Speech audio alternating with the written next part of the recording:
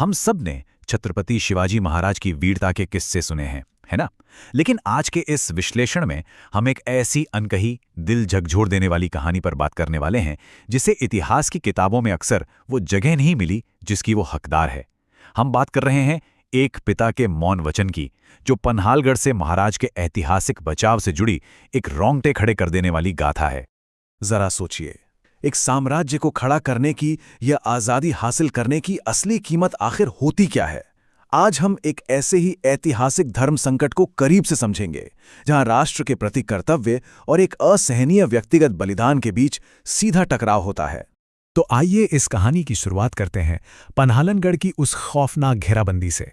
हालात की गंभीरता का अंदाजा आप ऐसे लगाइए। पन्हालड़ किले के बाहर सिद्दी जौहर की एक विशाल खूंखार फौज ने डेरा डाल रखा था। किले के अंदर रसद तेजी से खत्म हो रही थी, मतलब महाराज का वहां से बचना लगभग असंभव लग रहा था। हर गुजरता पल किसी बम के टिक टिक करने जैसा था और तनाव अपने चरम पर था। और ठीक इसी संकट के बीच एंट्री होती है हमारी कहानी के असली नायक की, जीवा महाला। देखिए, जीवा कोई बहुत बड़े सेनापति नहीं थे, बस एक आम मावले, एक साधारण सैनिक थे। लेकिन उनका काम बहुत बहुत अहम था। उन्हें उस गुप्त रास्ते को सुरक्षित करना था जिससे महाराज सही सलामत विशालगढ़ पहुंच सकें। घेराबंदी को तोड़ने की वो सबसे अहम कड़ी थे। लेकिन यहीं से कहानी में आता है एक पिता का बेहद क्रूर धर्म संकट। एक तरफ बाहर पूरे स्वराज्य का भविष्य दांव पर लगा था, लेकिन अंदर किले के भीतर जीवा की एक छोटी सी झोपड़ी में कुछ और ही चल रहा था। उनका 6 साल का बेटा शंभू तेज बुखार से तप रहा था। एक तरफ महाराज की जान बचाने का मिशन था और दूसरी तरफ एक मासूम की सांसें उखड़ रही थीं। महाराज को इस बात की बिल्कुल भनक नहीं थी कि उनके सबसे भरोसेमंद सिपाही की दुनिया कैसे उजड़ रही है। बुखार से कांपते हुए उस छोटे से शंभू ने रह रह कर अपने पिता से एक सवाल पूछा, बाबा, क्या आज रात हम घर चलेंगे? इस एक मासूम सवाल में जो दर्द और त्रासदी छुपी है ना, वो सच में किसी को भी रुला सकती है।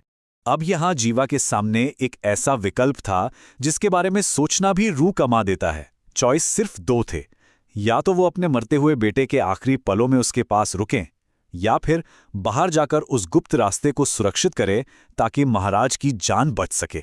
एक पिता होने का फर्ज बनाम एक सैनिक का धर्म।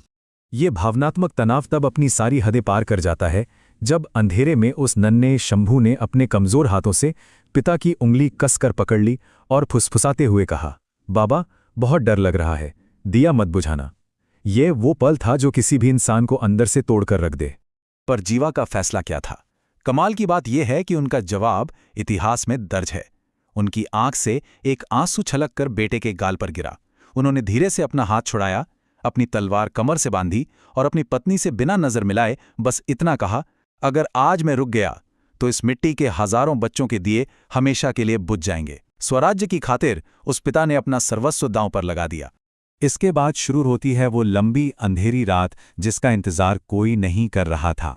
जरा उस रात का मंजर सोचिए। भयंकर बारिश, घुप अंधेरा और घुटनों तक कीचड़। जीवा पूरी रात उस गुप्त रास्ते पर गश्त लगाते रहे। शरीर पर मौसम की बेरहम मार पड़ रही थी, लेकिन उससे 1000 गुना बड़ी चोट उनके दिल पर लग रही थी। वो जानते थे कि पीछे झोपड़ी में एक बहुत भयानक त्रासदी खटाई है। और फिर आती है सुबह, सन्नाटा और वो बुझा हुआ दिया। जब अपना फर्ज पूरा करके जीवा वापस झोपड़ी में लौटे तो वहां सिर्फ एक खौफनाक सन्नाटा था। और वो दिया जिसे शंभू ने बुझाने से मना किया था, वो हमेशा के लिए बुझ चुका था। एक सफेद चादर में लिपटे अपने बेटे के छोटे से शरीर को देखकर जीवा बिल्कुल नहीं रोए। वो बस एक पत्थर की मूरत बन गए थे। दुख अब आंसुओं की सीमा से बहुत आगे निकल चुका था। और ठीक उसी वक्त छत्रपति शिवाजी महाराज वहां पहुंचते हैं। उन्हें सब पता चल चुका था। महाराज, जो इस पूरे वाक़े से अनजान थे, अब अपने सबसे वफादार सिपाही के इस अकल्पनीय व्यक्तिगत बलिदान की सच्चाई के सामने खड़े थे। महाराज का गला एकदम भर आया था। उन्होंने आगे बढ़कर जीवा के कंधे पर हाथ रखा और रुंधी हुई आवाज में कहा, जीवा, तूने मुझे बताया क्यों नहीं? मैं तुझे रुकने का आदेश देता। ये शब्द एक महान शासक के उस गहरे दुख को बयान करते हैं जो अपने सैनिक की तकलीफ को बिल्कुल अपने दुख की तरह महसूस कर रहा था। और यहीं से हमें समझ में आती है स्वराज्य की असली कीमत। महाराज की बात सुनकर जीवा ने झुककर उनके पैर छुए और जो कहा उसने इतिहास रच दिया। जीवा ने कहा, मैंने एक बेटा खोया है ताकि आप सलामत रहें और इस स्वराज्य के लाखों बेटों को एक पिता मिल सके। मतलब सोचिए, अगर वो रुक जाते तो शायद उनका बेटा बच जाता, लेकिन उनका स्वराज्य हमेशा के लिए अनाथ हो जाता।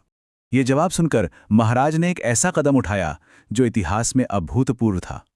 पहली बार छत्रपति शिवाजी महाराज ने सम्मान और गहरे शोक के प्रतीक के रूप में अपने सिर से अपनी पगड़ी उतारी और उसे उस नन्हे बच्चे के पार्थिव शरीर पर रख दिया।